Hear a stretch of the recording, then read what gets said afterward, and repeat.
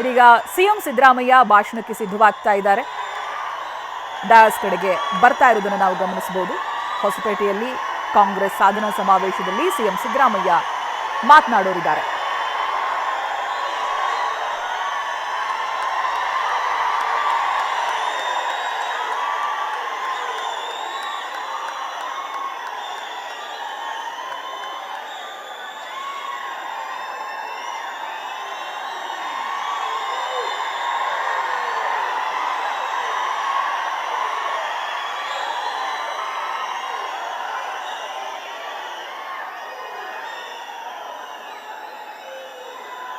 AICC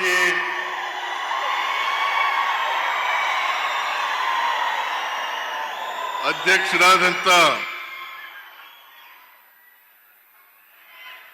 ಮಾನ್ಯ ಮಲ್ಲಿಕಾರ್ಜುನ ಖರ್ಗೆ ಅವರೇ,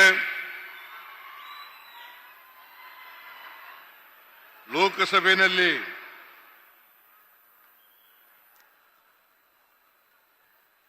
ವಿರೋಧ ಪಕ್ಷದ ನಾಯಕರಾದಂತ ಮಾಜಿ AICC ಅಧ್ಯಕ್ಷರು ಆದಂತ ಶ್ರೀ ರಾಹುಲ್ ಗಾಂಧಿ ಅವರೇ,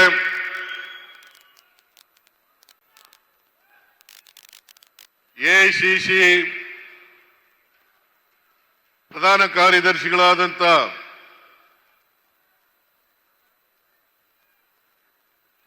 ರಾಜ್ಯಸಭೆಯ ಸದಸ್ಯರು ಆದಂತ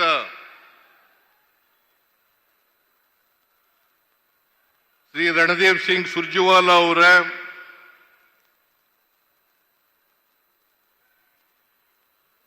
ರಾಜ್ಯದ ಕೆಪಿಸಿಸಿ ಅಧ್ಯಕ್ಷರು, ಉಪಮುಖ್ಯಮಂತ್ರಿಗಳು ಆದಂತ ಶ್ರೀ DK ಶಿವಕುಮಾರ್ ಅವರೇ,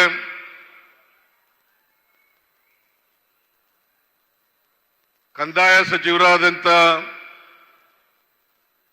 ಶ್ರೀ ಕೃಷ್ಣ ಬೈರೇಗೌಡ ಅವರೇ,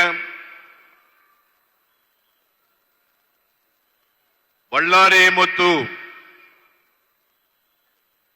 ವಿಜಯನಗರ ಜಿಲ್ಲಾ ಉಸ್ತುವಾರಿ ಸಚಿವರಾದಂತ ಶ್ರೀ ಜಮೀರ್ ಅಹಮದ್ ಖಾನ್ ಅವರೇ, ವೇದಿಕೆ ಮೇಲಿರ್ತಕ್ಕಂಥ ಎಲ್ಲ ನನ್ನ ಸಚಿವ ಸಂಪುಟದ ಸದಸ್ಯರುಗಳೇ, ಸಂಸದರೇ, ಹಾಲಿ ಮತ್ತು ಮಾಜಿ ಶಾಸಕರುಗಳೇ, ಮಾಜಿ ಮಂತ್ರಿಗಳೇ, ವೇದಿಕೆ ಮೇಲಿರ್ತಕ್ಕಂಥ ಇತರ ಎಲ್ಲ ಆಹ್ವಾನಿತ ಗಣ್ಯರೇ, ರಾಜ್ಯದ ಮುಖ್ಯ ಕಾರ್ಯದರ್ಶಿಗಳಾದಂತ ಶಾಲಿನಿ ರಜನೀಶ್ ಅವರೇ, ಇತರ ಎಲ್ಲ ಅಧಿಕಾರಿ ಸ್ನೇಹಿತರೇ, ಇಲ್ಲಿ ಇಷ್ಟೊಂದು ಬೃಹತ್ ಸಂಖ್ಯೆಯಲ್ಲಿ ಆಗಮಿಸಿರ್ತಕ್ಕಂಥ ಎಲ್ಲ ಆತ್ಮೀಯ ಅಣ್ಣ ತಮ್ಮಂದಿರೇ, ಅಕ್ಕ ತಂಗಿಯರೇ, ಯುವಕ ಮಿತ್ರರೇ, ಮಾಧ್ಯಮದ ಗೆಳೆಯರೇ, ಇವತ್ತು ನಮ್ಮ ಸರ್ಕಾರ ಅಧಿಕಾರಕ್ಕೆ ಬಂದು ಇವತ್ತಿಗೆ 2 ವರ್ಷಗಳು ಆಗ್ತಾ ಇದ್ದಾವೆ.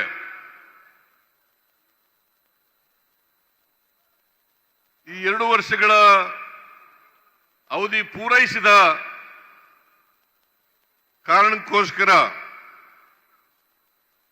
ಒಂದು ಸಾರ್ವಜನಿಕ ಸಭೆಯನ್ನ ಮಾಡಬೇಕು. ಆ ಸಾರ್ವಜನಿಕ ಸಭೆಯಲ್ಲಿ ಕಳೆದ 2 ವರ್ಷಗಳ ಅವಧಿನಲ್ಲಿ ನಾವು ಏನೇನು ಜನಗಳಿಗೆ ಕೊಟ್ಟಿದ್ದೇವೆ, ನಾವು ಏನು ಮಾತು ಕೊಟ್ಟಿದ್ದು, ಏನು ಕಾರ್ಯಕ್ರಮಗಳನ್ನು ಕೊಟ್ಟಿದ್ದೇವೆ, ಯಾವುಗಳನ್ನ ಜಾರಿ ಮಾಡಿದ್ದೇವೆ, ಅವುಗಳನ್ನ ತಿಳಿಸಬೇಕು ಅಂತೇಳಿ ನಾವು ತೀರ್ಮಾನ ಮಾಡಿ ಇದನ್ನ ಹೊಸಕೋಟೆನಲ್ಲಿ ಇದನ್ನ ಮಾಡಬೇಕು ಅಂತ ತೀರ್ಮಾನ ಮಾಡಿದೋ ಅವಾಗಾಗಿ ಇವತ್ತು ಹೊಸಪೇಟೆನಲ್ಲಿ ಈ ಕಾರ್ಯಕ್ರಮ ನಡೀತಾ ಇದೆ. ಈ ಕಾರ್ಯಕ್ರಮಕ್ಕೆ ಯಶಸ್ವಿ ಆಗಲಿಕ್ಕೆ ಕೃಷ್ಣ ಬೈರೇಗೌಡ, ಜಮೀರ್ ಅಹಮದ್ ಖಾನ್ ಮತ್ತು ಹೊಸಪೇಟೆ ಕ್ಷೇತ್ರದ ಗವಿಯಪ್ಪ ಮತ್ತು ಇಡೀ ರಾಜ್ಯದ ಎಲ್ಲ ಶಾಸಕರುಗಳು, ಮಾಜಿ ಶಾಸಕರುಗಳು, ಸಂಸತ್ ಸದಸ್ಯರು ಅವರೆಲ್ಲರೂ ಕೂಡ ಶ್ರಮಪಟ್ಟು ಇಷ್ಟೊಂದು ದೊಡ್ಡ ಪ್ರಮಾಣದಲ್ಲಿ ಜನರನ್ನ ಸೇರಿಸಿ ಈ ಕಾರ್ಯಕ್ರಮವನ್ನು ಮಾಡಿದ್ದಾರೆ. ಇದರ ಯಶಸ್ಸಿಗೆ ಕಾರಣಕರ್ತರಾದಂತ ಎಲ್ಲರಿಗೂ ಕೂಡ ಸರ್ಕಾರದ ಪರವಾಗಿ ಧನ್ಯವಾದಗಳನ್ನು ಹೇಳಲಿಕ್ಕೆ ಬಯಸ್ತಾ ಇದ್ದೇನೆ. ಈ ಕಾರ್ಯಕ್ರಮಕ್ಕೆ ಎಐಸಿಸಿ ಅಧ್ಯಕ್ಷರಾದಂತ ಶ್ರೀ ಮಲ್ಲಿಕಾರ್ಜುನ ಖರ್ಗೆ ಅವರು ಆಗಮಿಸಿದ್ದಾರೆ, ಬಂದು ಈ ಕಾರ್ಯಕ್ರಮವನ್ನು ಉದ್ಘಾಟನೆ ಮಾಡಿದ್ದಾರೆ. ಜೊತೆಗೆ ಲೋಕಸಭೆಯಲ್ಲಿ ವಿರೋಧ ಪಕ್ಷದ ನಾಯಕರಾದಂತ ನಮ್ಮೆಲ್ಲರ ನಾಯಕರು ಆದಂತ ಶ್ರೀ ರಾಹುಲ್ ಗಾಂಧಿಯವರು ಗ್ರಾಮ ಕಂದಾಯ ಹಕ್ಕು ಪತ್ರಗಳನ್ನು ವಿತರಣೆ ಮಾಡಿದ್ದಾರೆ. ಅವರು ಈವರೆಗೂ ಕೂಡ ನಾನು ಸರ್ಕಾರದ ಪರವಾಗಿ ಅತ್ಯಂತ ಗೌರವಪೂರ್ವಕವಾಗಿ ಧನ್ಯವಾದಗಳನ್ನು ಈ ಸಂದರ್ಭದಲ್ಲಿ ಹೇಳಲಿಕ್ಕೆ ಬಯಸ್ತಾ ಇದ್ದೇನೆ.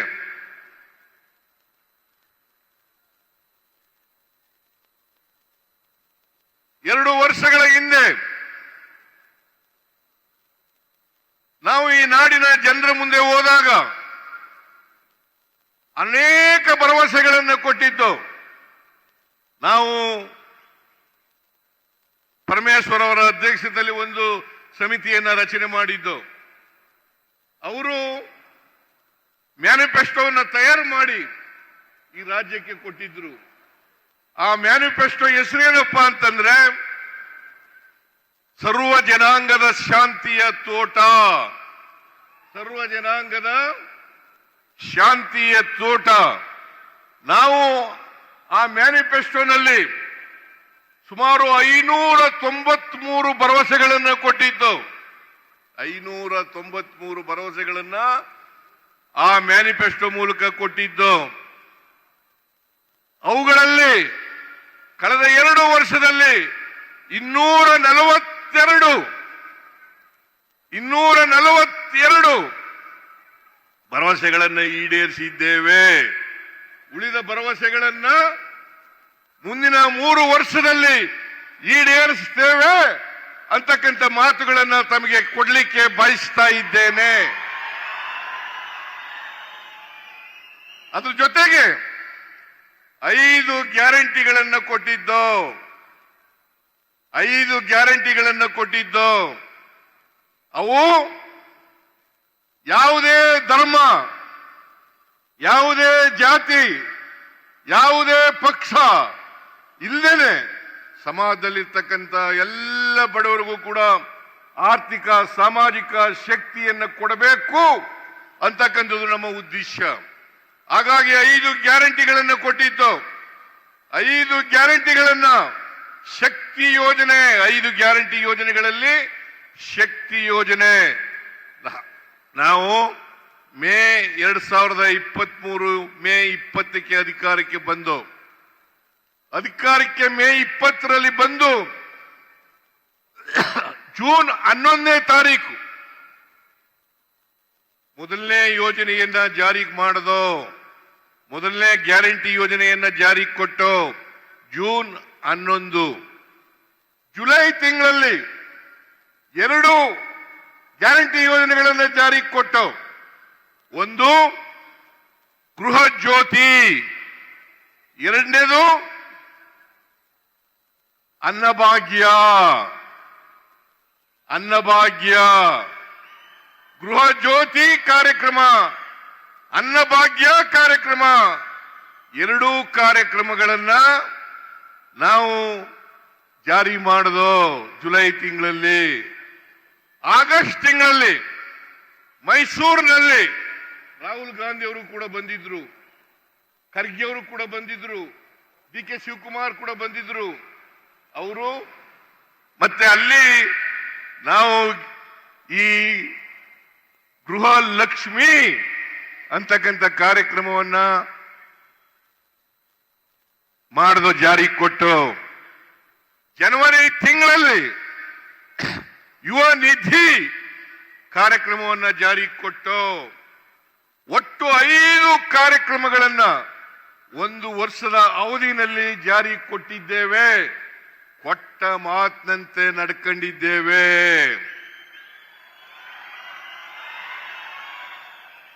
ಯಾವುದಾದ್ರೂ ಸರ್ಕಾರ ಕೊಟ್ಟ ಮಾತಿನಂತೆ ನಡ್ಕೊಂಡಿದ್ರೆ ಅದು ಕಾಂಗ್ರೆಸ್ ಸರ್ಕಾರ, ಅದು ನಮ್ಮ ಸರ್ಕಾರ ಅಂತಕ್ಕಂಥ ಮಾತುಗಳನ್ನ ಹೇಳಲಿಕ್ಕೆ ಬಯಸ್ತಾ ಇದ್ದೇನೆ.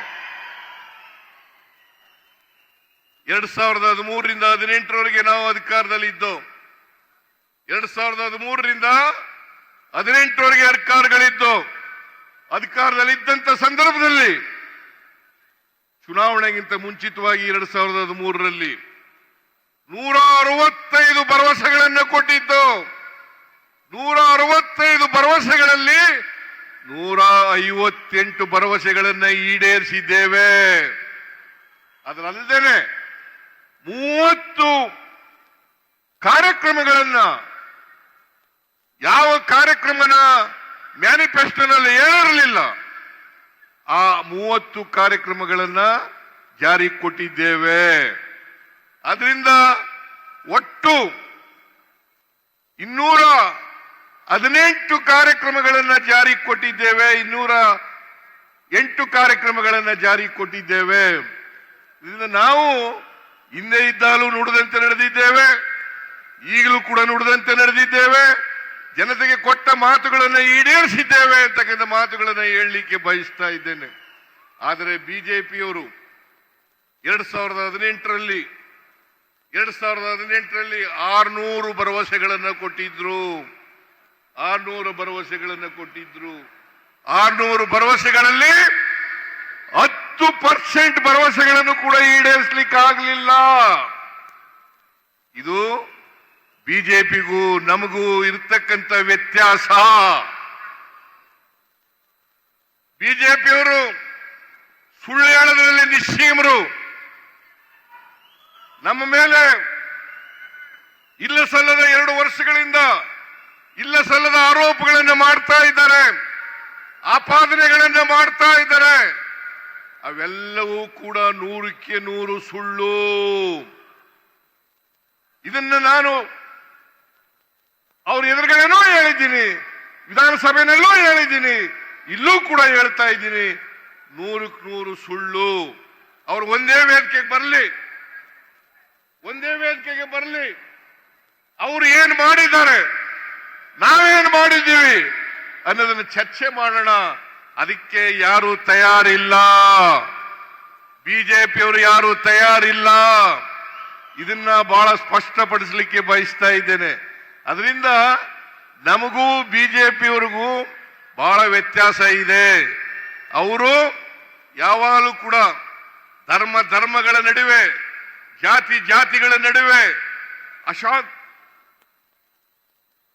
ಅವರು ಶಾಂತಿಯನ್ನ ಹದಗೆಡಿಸ್ತಕ್ಕಂಥ, ದ್ವೇಷವನ್ನ ಹುಟ್ಟಾಕ್ತಕ್ಕಂಥ, ಕ್ರೌರ್ಯವನ್ನ ಹುಟ್ಟಾಕ್ತಕ್ಕಂಥ ಕೆಲಸವನ್ನ ಮಾಡ್ತಾ ಇದ್ದಾರೆ. ನಾವು ಅವುಗಳನ್ನ ಒಂದುಗೂಡಿಸ್ತಕ್ಕಂಥ, ಎಲ್ಲ ಜನರು ಕೂಡ ಶಾಂತಿಯ ತೋಟ ಆಗಬೇಕು. ನಾವೆಲ್ಲರೂ ಕೂಡ ಒಂದೇ, ನಾವೆಲ್ಲರೂ ಕೂಡ ಮನುಷ್ಯರು. ಹಿಂದೂಗಳಾಗಲಿ, ಮುಸಲ್ಮಾನರಾಗಲಿ, ಕ್ರಿಶ್ಚಿಯನ್ರಾಗಲಿ, ಬೌದ್ಧರಾಗಲಿ, ಸಿಖ್ರಾಗಲಿ ಎಲ್ಲರೂ ಕೂಡ ಒಂದೇ. ನಾವು ಮಾನವೀಯತೆಯನ್ನ ಮಾಡಲಿಕ್ಕೆ ಬಯಸ್ತಾ ಇದ್ದೇವೆ. ಬಾಬಾ ಸಾಹೇಬ್ ಅಂಬೇಡ್ಕರ್ ಅವರು ಕೊಟ್ಟಿರ್ತಕ್ಕಂಥ ಸಂವಿಧಾನ, ಬಾಬಾ ಸಾಹೇಬ್ ಅಂಬೇಡ್ಕರ್ ಅವರು ಕೊಟ್ಟಿರ್ತಕ್ಕಂಥ ಸಂವಿಧಾನ, ಆ ಸಂವಿಧಾನದ ರೀತಿಯ ನಡ್ಕೊಳ್ತಕ್ಕಂಥ ಪ್ರಾಮಾಣಿಕ ಪ್ರಯತ್ನವನ್ನ ಮಾಡ್ತಾ ಇದ್ದೀವಿ. ಸರ್ವೋದಯ, ಮಹಾತ್ಮ ಗಾಂಧೀಜಿಯವರು ಹೇಳಿದ್ರು, ಸರ್ವೋದಯ, ಎಲ್ಲರ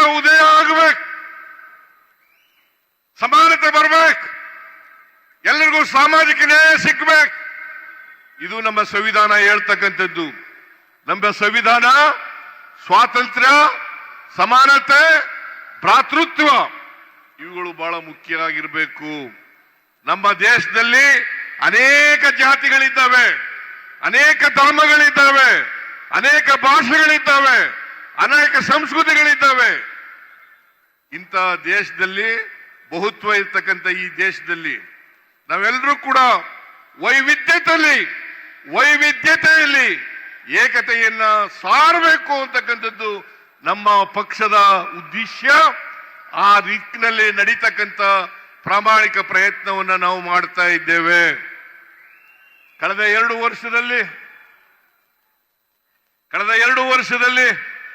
ಕೇಂದ್ರ ಸರ್ಕಾರ ಅನೇಕ ಅನ್ಯಾಯಗಳನ್ನು ಮಾಡ್ತು. ನಮ್ಮ ಪಾಲು ಸಂವಿಧಾನಬದ್ಧವಾಗಿ ನಮಗೆ ನ್ಯಾಯವಾಗಿ ಸಿಗ್ಬೇಕಾದಂತ ಪಾಲನ್ನ ಬರದೇ ರೀತಿ ನೋಡ್ಕೊಳ್ತಕ್ಕಂಥ ಕೆಲಸವನ್ನ ಮಾಡಿದ್ರು. ನಮ್ಮ ಪಾಲನ್ನು ಕೊಡಲಿಲ್ಲ. ನಿಜ ಹೇಳಬೇಕು ಅಂತಂದ್ರೆ 15ನೇ ಹಣಕಾಸು ಆಯೋಗದಲ್ಲಿ ನಮಗೆ ಪ್ರತಿ ವರ್ಷ ನಷ್ಟ ಆದದ್ದು 13,000 ಕೋಟಿ. 13,000 ಕೋಟಿ. ನಾವು ಪ್ರತಿ ವರ್ಷ ಕರ್ನಾಟಕದಿಂದ ಪ್ರತಿ ವರ್ಷ 4.5 ಲಕ್ಷ ಕೋಟಿ ರೂಪಾಯಿಗಳನ್ನು ಕಟ್ಟುತ್ತೇವೆ. ತೆರಿಗೆ ರೂಪದಲ್ಲಿ 4.5 ಲಕ್ಷ ಕೋಟಿ ರೂಪಾಯಿಗಳನ್ನು ಕೊಡ್ತೇವೆ. ನಮಗೆ ವಾಪಸ್ ಬರ್ತಕ್ಕಂಥದ್ದು ಬರೀ 65,000 ಕೋಟಿ. ಪ್ರತಿ ವರ್ಷ 4.5 ಲಕ್ಷ ಕೋಟಿ ರೂಪಾಯಿಗಳನ್ನ ನಾವು ತೆರಿಗೆ ರೂಪದಲ್ಲಿ ಕೇಂದ್ರ ಸರ್ಕಾರಕ್ಕೆ ಕೊಟ್ರೆ ನಮಗೆ ವಾಪಸ್ ಕೊಡ್ತಕ್ಕಂಥದ್ದು ಬರೀ 65,000 ಕೋಟಿ. ಅಂದ್ರೆ ಸುಮಾರು 14 ರಿಂದ 15 ಪೈಸೆ.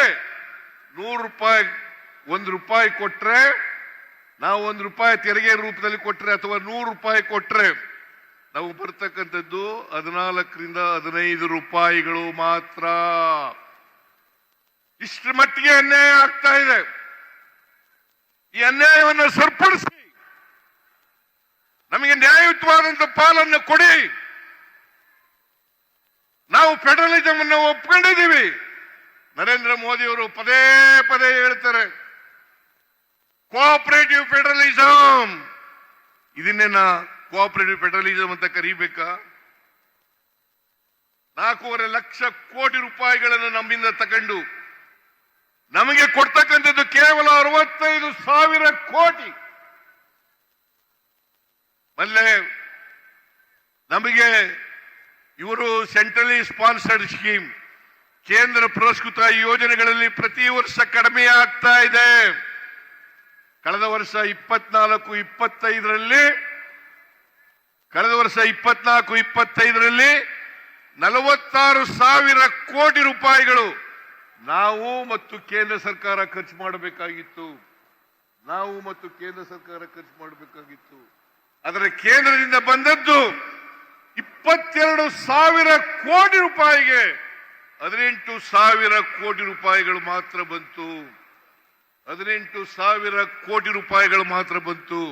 ಇನ್ನ 4,000 ಚಿಲ್ಲರೆ ಕೋಟಿ ನಮಗೆ ಬರಲಿಲ್ಲ. ನಾವು 46,000 ಕೋಟಿನಲ್ಲಿ 24,000 ಕೋಟಿ ರೂಪಾಯಿಗಳನ್ನು ನಾವು ಕೊಡ್ತೇವೆ. ನಮ್ಮ ಪಾಲನ್ನು ನಾವು ಕೊಟ್ಟಿದ್ದೀವಿ. ಆದರೆ ಕೇಂದ್ರದ ಪಾಲನ್ನು ಕೊಡಲಿಕ್ಕೆ ಸಾಧ್ಯ ಆಗಲಿಲ್ಲ. ನಮಗೆ 15ನೇ ಹಣಕಾಸಿನ ಆಯೋಗದ ಶಿಫಾರಸಿನಲ್ಲಿ ಕಡಿಮೆ ಆಯ್ತು ಅಂತೇಳಿ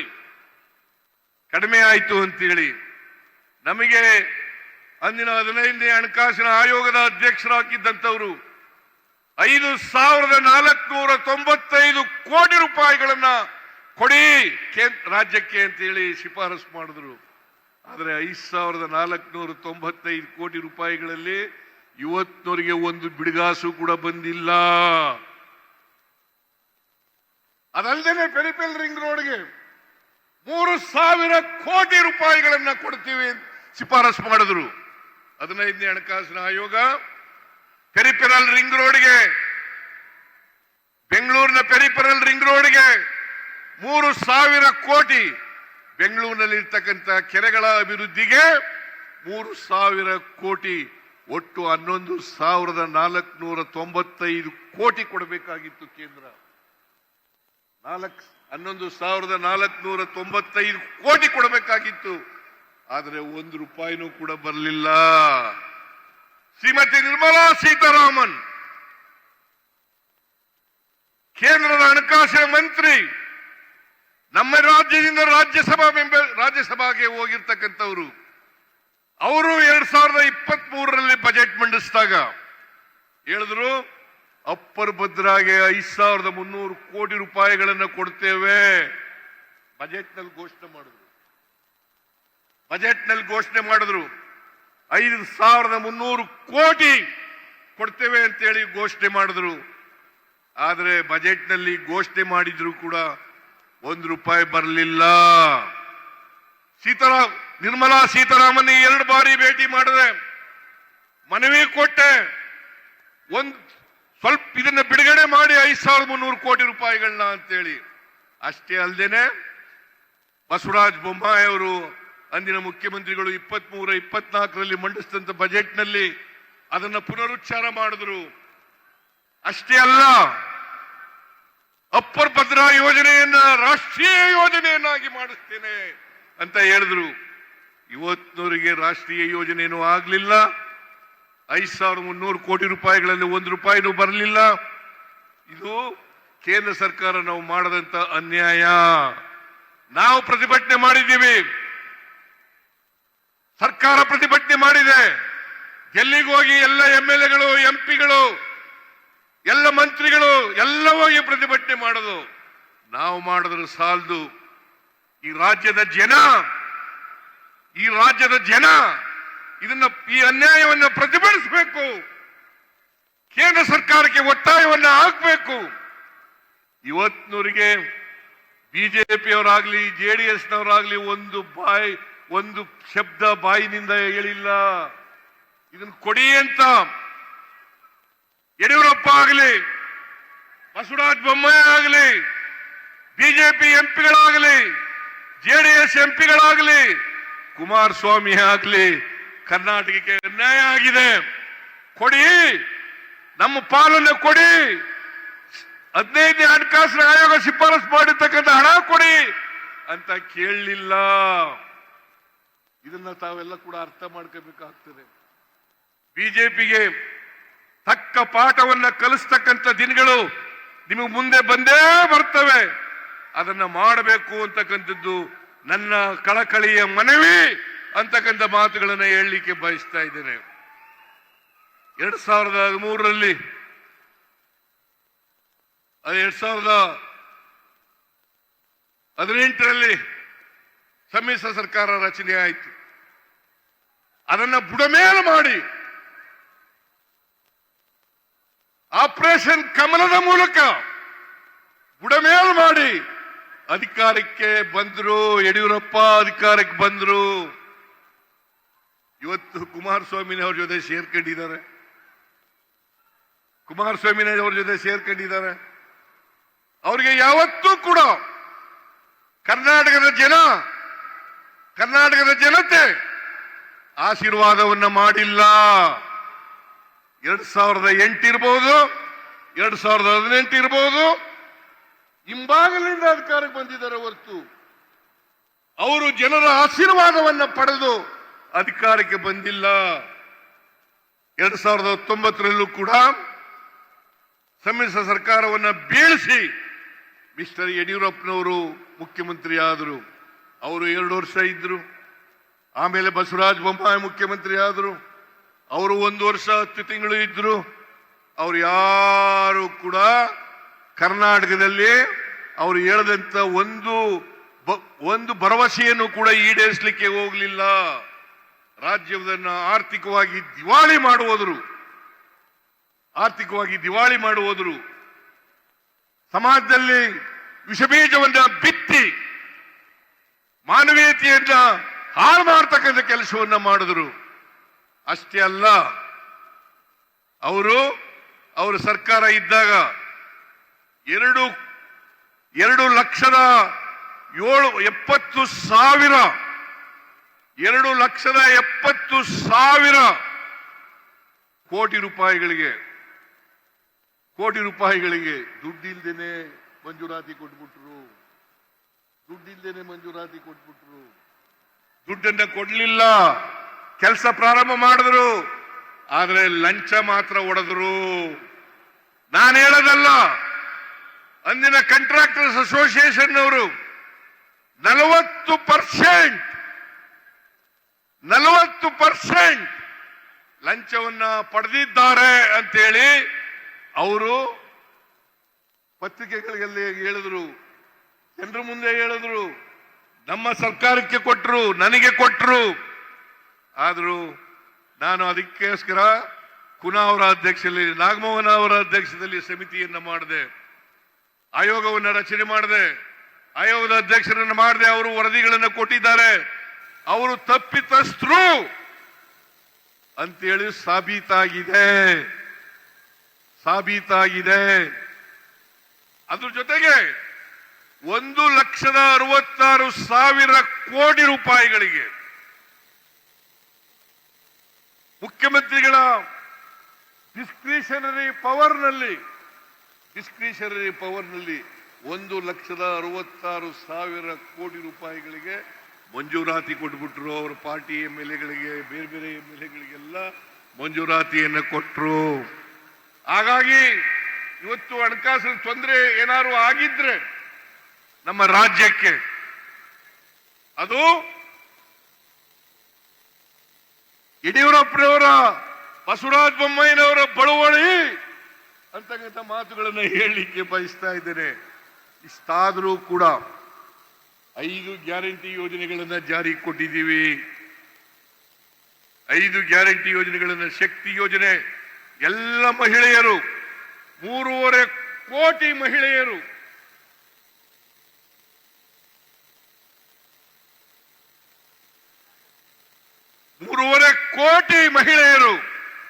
ಶಕ್ತಿ ಯೋಜನೆ ಮೂಲಕ ಸರ್ಕಾರಿ ಬಸ್ಸುಗಳಲ್ಲಿ ಫ್ರೀಯಾಗಿ ಓಡಾಡ್ತಾ ಇದ್ದಾರೆ. ಸರ್ಕಾರಿ ಯೋಜನೆಗಳಲ್ಲಿ ಫ್ರೀಯಾಗಿ ಓಡಾಡ್ತಾ ಇದ್ದಾರೆ. ಇಲ್ಲಿವರೆಗೆ 459 ಕೋಟಿ ಮಹಿಳೆಯರು, 459 ಕೋಟಿ ಮಹಿಳೆಯರು ಫ್ರೀಯಾಗಿ ಬಸ್ನಲ್ಲಿ ಟಿಕೆಟ್ ಇಲ್ಲೇನೆ ಪ್ರಾರಂಭ ಹೋಗಿದ್ದಾರೆ. ಇದನ್ನ ಮಾಡಿದ್ದಾರೆ. ಆಮೇಲೆ ಗೃಹ ಜ್ಯೋತಿ 1,62,000 ಕುಟುಂಬಗಳಿಗೆ, 1,62,00,000 ಕುಟುಂಬಗಳಿಗೆ, 1,62,00,000 ಕುಟುಂಬಗಳಿಗೆ 200 ಯೂನಿಟ್ ವರೆಗೆ ಫ್ರೀಯಾಗಿ ಕರೆಂಟ್ ಕೊಟ್ಟಿದ್ದೀವಿ. ಅಷ್ಟೇ ಅಲ್ಲ, 1,22,00,000 ಕುಟುಂಬಗಳಿಗೆ, ಮನೆ ಯಜಮಾನಿಗೆ 2,000 ರೂಪಾಯಿ ಅದನ್ನ ಕೊಡ್ತಕ್ಕಂಥ ಕೆಲಸವನ್ನ ಮಾಡಿದ್ದೇವೆ. ಅದಲ್ಲದೆ ಅನ್ನಭಾಗ್ಯ ಸುಮಾರು 4,42,00,000 BPL ಕಾರ್ಡ್ಗಳಿಗೆ ಅಕ್ಕಿಯನ್ನು ಕೊಡ್ತಾ ಇದ್ದೇವೆ. 2,67,000 ಜನರಿಗೆ, ಯುವಕರಿಗೆ ಯುವತಿಯರಿಗೆ ಯುವ ನಿಧಿ ಕಾರ್ಯಕ್ರಮವನ್ನು ಜಾರಿ ಮಾಡಿದ್ದೇವೆ. ಇಷ್ಟೆಲ್ಲ ಹಣಕಾಸಿನ ತೊಂದರೆ ಇದ್ರೂ ಕೂಡ ನಾವು ನುಡಿದಂತೆ ನಡೆದಿದ್ದೇವೆ. ಬಿಜೆಪಿಯವರು ಸುಮ್ಮನೆ ಜನಾಕ್ರೋಶ, ನಾನು ಅವರು ಬರಬೇಕಾಗಿತ್ತು, ಇಲ್ಲಿ ಬಂದು ನೋಡಬೇಕಾಗಿತ್ತು. ಜನರ ಆಕ್ರೋಶ ಇದ್ದಿದ್ರೆ ಇಷ್ಟೊಂದು 3-4 ಲಕ್ಷ ಜನ ಸೇರ್ಲಿಕ್ಕೆ ಸಾಧ್ಯ ಆಯ್ತಾ ಇರಲಿಲ್ಲ.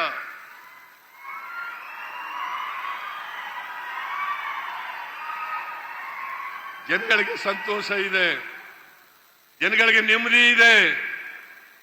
ಜನಗಳಿಗೆ ನಾವು ನುಡಿದಂತೆ ನಡೆದಂತ ಸರ್ಕಾರ ಅಂತಕ್ಕಂಥದ್ದು ಅರಿವಾಗಿದೆ.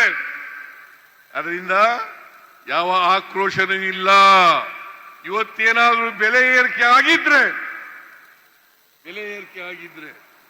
ಎಲ್ಲ ರಾಜ್ಯಗಳಲ್ಲಿ ಬೆಲೆ ಏರಿಕೆ ಆಗಿದ್ರೆ ಅದಕ್ಕೆ ನರೇಂದ್ರ ಮೋದಿಯವರ ಕೇಂದ್ರ ಸರ್ಕಾರ ಕಾರಣ ಅಂತಕ್ಕಂಥದನ್ನ ಹೇಳಲಿಕ್ಕೆ ಬಯಸ್ತಾ ಇದ್ದೇನೆ. ಇವತ್ತು ಪೆಟ್ರೋಲ್, ಡೀಸೆಲ್, ಗ್ಯಾಸ್, ಗೊಬ್ಬರ, ನಾನು ಒಂದು ಮಾತನ್ನ ಹೇಳಲಿಕ್ಕೆ ಬಯಸ್ತಾ ಇದ್ದೇನೆ. 2014ರಲ್ಲಿ 10 ತೊಲಾ ಚಿನ್ನ 28,000 ರೂಪಾಯಿ. ಇವತ್ತೆಷ್ಟಿದೆ ಚಿನ್ನ? 95,000 ರೂಪಾಯಿ. ಬೆಳ್ಳಿ 43, 1 ಕೆಜಿ ಬೆಳ್ಳಿಗೆ 43,000 ರೂಪಾಯಿ ಇತ್ತು. ಇವತ್ತು 94,000 ರೂಪಾಯಿ. ನರೇಂದ್ರ ಮೋದಿಜಿ ಗ್ಯಾಸ್ ಬೆಲೆ 2014ರಲ್ಲಿ 414 ರೂಪಾಯಿ. 414 ರೂಪಾಯಿ. ಇವತ್ತು 879 ರೂಪಾಯಿ. 1,000 ರೂಪಾಯಿನೂ ಮುಟ್ಟಿತ್ತು. 1,000 ರೂಪಾಯಿ ಮುಟ್ಟಿತ್ತು. ಈಗ ಕಡಿಮೆ ಆಗಿದೆ. ಡಾಲರ್ಸ್ ಬೆಲೆ, ನಮ್ಮ ರೂಪಾಯಿ ಬೆಲೆ, ಅವತ್ತು ಡಾಲರ್ಸ್ ಬೆಲೆ 2014ರಲ್ಲಿ 59 ರೂಪಾಯಿ ಇತ್ತು. ಇವತ್ತು 87 ರೂಪಾಯಿ. 87 ರೂಪಾಯಿ. ಹೇಳ್ತಾ ಇದ್ರು ಭಾರತೀಯ ಜನತಾ ಪಕ್ಷದ ಚೇಲಾಗಳು, ನರೇಂದ್ರ ಮೋದಿಯವರ ಚೇಲಾಗಳು, ಕರ್ನಾಟಕದಲ್ಲಿರ್ತಕ್ಕಂಥ ಚೇಲಾಗಳು ಹೇಳ್ತಾ ಇದ್ರು ಏನಂತ, ನಾವು $1ಗೆ $1 ಮಾಡ್ತೇವೆ, $1ಗೆ $1 ಮಾಡ್ತೇವೆ ಅಂತ ಹೇಳಿದ್ರು. ಇವತ್ತು 59 ರೂಪಾಯಿ ಇದ್ದದ್ದು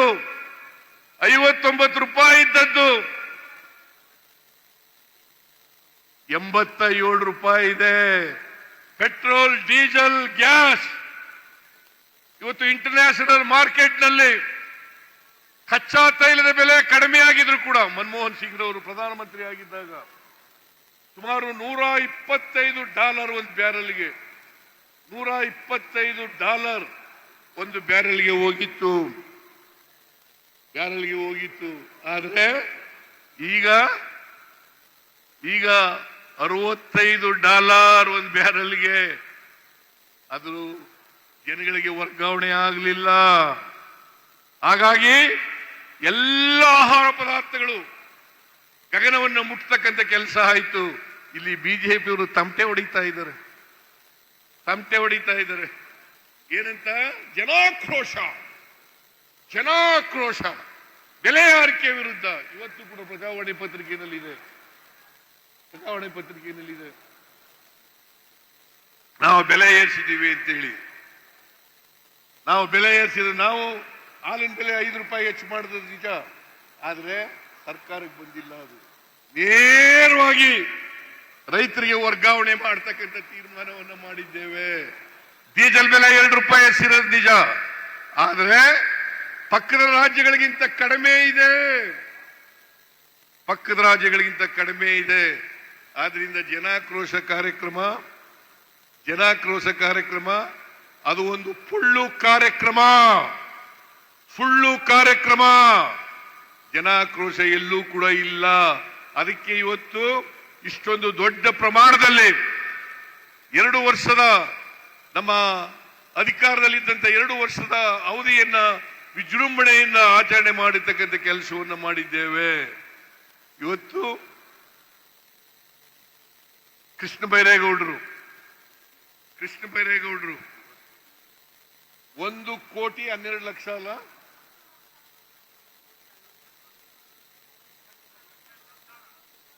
1,11,111 ಎಲ್ಲ ಒಂದೊಂದೇ ಮಾಡ್ಬಿಟ್ಟಿದೀಯ.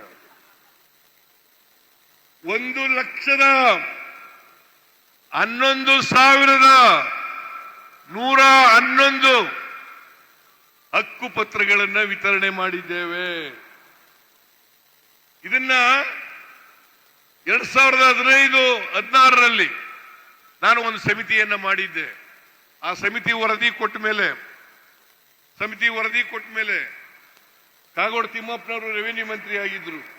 ಅವ್ರಿಗೆ ಹೇಳಿದೆ, ನಾವು ಹೇಗೆ ದೇವರಾಜ ಅರಸನವರು ಉಳುವವನೇ ಭೂಮಿ ಒಡೆಯ ಅಂತ ಮಾಡಿದ್ದಾನೆ, ಅದೇ ರೀತಿಯಲ್ಲಿ ವಾಸಿಸುವವನೇ ಮನೆ ಒಡೆಯ ಅಂತೇಳಿ ಮಾಡಬೇಕು ಅಂತೇಳಿ ತೀರ್ಮಾನ ಮಾಡಿ ಅವತ್ತು ಕಂದಾಯ ಇಲಾಖೆಗೆ ನಾವು ರೆವಿನ್ಯೂ ಆಕ್ಟ್ಗೆ ತಿದ್ದುಪಡಿಯನ್ನು ತಕ್ಕಬರ್ತಕ್ಕಂಥ ಕೆಲಸವನ್ನು ಮಾಡೋದು. ನಾವು ಬಂದ ಮೇಲೆ ನರೇಂದ್ರ ಮೋದಿ ಅವರ ಕೈಲಿ ಸೇಡಂನಲ್ಲಿ 50,000 ಹಕ್ಕುಪತ್ರಗಳನ್ನು ಕೊಡಿಸ್ತೀವಿ. ಅನೇಕ ಹಕ್ಕುಪತ್ರಗಳು ನಕಲಿ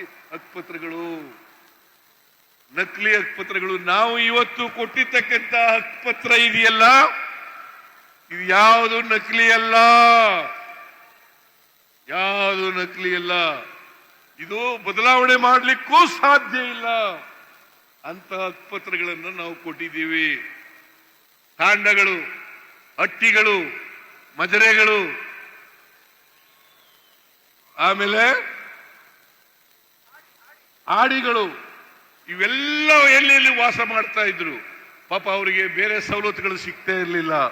ಇವತ್ತು 1,11,111 ಹಕ್ಕುಪತ್ರಗಳನ್ನು ಕೊಟ್ಟು ಅವರೆಲ್ಲರನ್ನು ಕೂಡ ಮನೆ ಒಡೆಯರನ್ನಾಗಿ ಮಾಡಿದ್ದೀವಿ, ಕಂದಾಯ ಗ್ರಾಮಗಳನ್ನಾಗಿ ಮಾಡಿದ್ದೇವೆ ಅಂತಕ್ಕಂಥ ಮಾತುಗಳನ್ನು ಹೇಳಲಿಕ್ಕೆ ಬಯಸ್ತಾ ಇದ್ದೇನೆ. ಇನ್ನು ಮುಂದೆ ಎಲ್ಲ ಸವಲತ್ತುಗಳನ್ನು ಕೂಡ ಪಡಿಬಹುದು. ಇನ್ನೊಂದು 30-40 ಸಾವಿರ ಇರಬೇಕು. ಅದನ್ನು ಕೂಡ ಇನ್ನು 6 ತಿಂಗಳಲ್ಲಿ ಅದನ್ನು ಕೂಡ ಹಕ್ಕುಪತ್ರಗಳನ್ನು ಕೊಟ್ಟು ಶುದ್ಧ ಮಾಡ್ತೇವೆ ಅಂತಕ್ಕಂಥ ಮಾತುಗಳನ್ನು ಹೇಳಲಿಕ್ಕೆ ಬಯಸ್ತಾ ಇದ್ದೇನೆ. ನಾನು ಬಹಳ ಉದ್ದನೆ ಭಾಷಣ ಮಾಡಕ್ ಹೋಗಲ್ಲ. ನಮ್ಮಲ್ಲಿ ಬಹಳಷ್ಟು ಮಾತುಗಳಿದ್ದಾವೆ ಹೇಳಲಿಕ್ಕೆ, ಬಹಳಷ್ಟು ಸಾಧನೆಗಳಿದ್ದಾವೆ ಹೇಳಲಿಕ್ಕೆ. ಎಲ್ಲ ಸಾಧನೆಗಳನ್ನು ಕೂಡ ಹೇಳಲಿಕ್ಕೆ ಹೋಗಲ್ಲ. ಕೆಲವು ಸಾಧನೆಗಳನ್ನು ಮಾತ್ರ ನಿಮ್ಮ ಮುಂದೆ ಇಟ್ಟಿದ್ದೇನೆ. ಪ್ರಜಾಪ್ರಭುತ್ವ ವ್ಯವಸ್ಥೆಯಲ್ಲಿ ನೀವೇ ನಮ್ಮ ಮಾಲೀಕರು.